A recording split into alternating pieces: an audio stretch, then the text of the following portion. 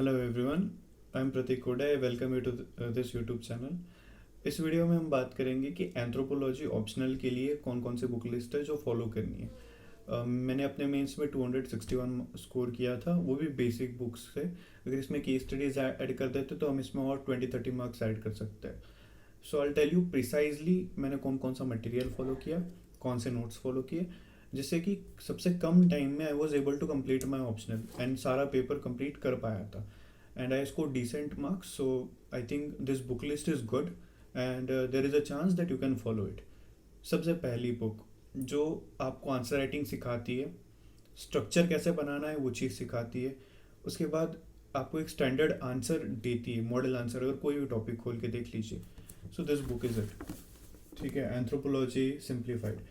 ठीक है, this is a book which I personally am referring. You can see कि पूरा बुक जो है it is already used, that you can see the highlighters and also इसमें जो copy में हालत हो गई उससे आप समझ नहीं पाते।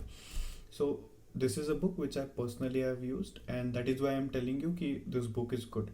आपका जो मेन प्रॉब्लम होता है आंसर राइटिंग फर्स्ट, तो answer writing is covered here. इसमें पूरा आंसर राइटिंग जो आपका कवर हो जाता है। उसके बाद जो भी छोटी छोटी चीज़ें बचती है जैसे स्ट्रक्चर हो, ये भी आप चीज़ इसमें सीखते हो। सिर्फ इसमें केस स्टडीज़ नहीं है जो आपको खुद देखनी पड़ती है। फॉर एग्जांपल अगर आप पेपर 2 में जाते हो तो it is all about case studies. अगर कोई ट्राइब है, जैसे डिस्प्लेसमेंट हो रहा है, इंडेप्टेडनेस हो रहा है, बॉन्डेड लेबर हो रहा है, तो आप भिल ट्राइब का एग्जाम्पल डाल सकते हो। ठीक है, फिर सेंट्रल इंडिया में से कोई ट्राइब उठा के आप उसका एग्जाम्पल जो है की स्टडी आप डाल सकते हो। So that is one thing. So this is a book, remember, anthropology simplified by Vivek Basme. He is also an IAS posted in West Bengal. तो उनकी ये किताब है। There is a controversy with this book but we are not going to get into that controversy. This book is enough. अगर आप literally इस book को भी कंप्लीट करते हो तो you can score more than 240-50 marks and that's a decent score. Next thing है कि और कौन कौन से कॉपीज यूज़ करें। सो अगर आप किसी जेरोक्स स्टोर पे जाते हो, पर्टिकुलरली एक फेमस है दिल्ली में इमेज रनर्स वगैरह, तो आप वहाँ से ऑर्डर कर सकते हो। वहाँ पे you can get the notes. ठीक है, किसी भी क्लास के नोट्स आपको मिल जाएंगे।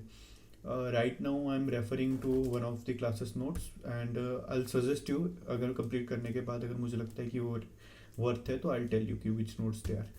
उसके बाद नोट्स कैसे बनाए ये एक हम अलग वीडियो में बताएंगे, where I show you particularly कि how I made notes and वो लास्ट मोमेंट पे रिविजन करने में कितना काम आता है, वो चीज़ उस टाइम पे बताऊंगा सेकंड वीडियो में।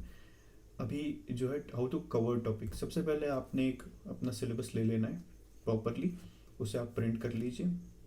उसके बाद टॉपिक बाय टॉपिक मार्क कर लीजिए। जैसे विवेक भस्मे में अगर आप देखेंगे इस एंथ्रोपोलॉजी सिंप्लीफाइड में, तो इट इज़ लाइक कि छोटे छोटे जो टॉपिक्स है वो इसमें नहीं है। जैसे कि एक करंट अफेयर्स में लास्ट ईयर में कुछ टॉपिक आ गया था एक आधा, तो ऐसा एक आधा टॉपिक आपको नहीं मिलेगा। That is going to be there in every book, हर बुक में होगा वो कि इसमें नहीं है उसमें नहीं है। बट ऐसे नहीं कि इससे डर के कि वी आर लिविंग, हम इसको छोड़ देंगे, ऐसे कुछ नहीं करना है, क्योंकि this book is more than sufficient. Next बहुत कहते हैं मणिरत्नम रेड्डी, ब्रेन ट्री, पीनाथ, फिर जो थियरीज के लिए अलग बुक यूज़ करो, फिर नदीम हसन सर की इंडियन एंथ्रोपोलॉजी की किताब वो यूज़ कीजिए।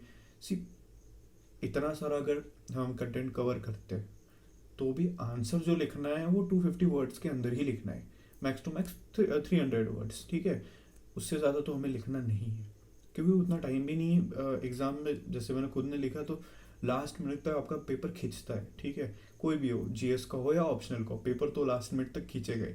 तो इतने में अगर आपके पास इस पूरी किताब का भी अगर आपके पास नॉलेज हो तो भी आपको लिखना तो 250 वर्ड्स में ही है। So you have to understand कि मेरे पास हर एक टॉपिक का कंसाइज नोट्स होना चाहिए। जैसे आई show you in a demo. ठीक है, नेक्स्ट वीडियो में मैं इसमें आपको प्रॉपरली बताऊंगा कैसे कैसे, जैसे कि इस टाइप से आपके पास छोटे छोटे नोट्स जो है, this is a shortest note, सिर्फ की पॉइंटर्स एंड की पॉइंटर्स यहाँ पे हाईलाइटेड मिलेगा and then you will have the notes. अब ये नोट्स किसी और को समझने के लिए डिफिकल्ट हो गए, बट इट इज़ इम्पोर्टेंट कि मैं इसमें आराम से 150 से लेकर 250 वर्ड्स का आंसर इस वर्ड्स में 25 वर्ड्स को अगर मैं लिख लूँ तो एक 150 से 200 वर्ड का आंसर हो जाता है। सो this is one thing. Anthropology simplified first book. ठीक है। उसके बाद रेफरिंग के लिए आप बहुत सारे मटेरियल यूज़ कर सकते हो, but there is no need, believe me. Print out निकालिए एक पैराग्राफ का, ठीक है, एक सिलेबस का। उसके बाद हर टॉपिक जो है वो आप इस कॉपी के साथ मैच कर लीजिए कि इस कॉपी में कौन कौन से टॉपिक अवेलेबल है। फिर जो टॉपिक नहीं बचते वो टॉपिक आप इंटरनेट से 250 वर्ड्स के लिख लीजिए।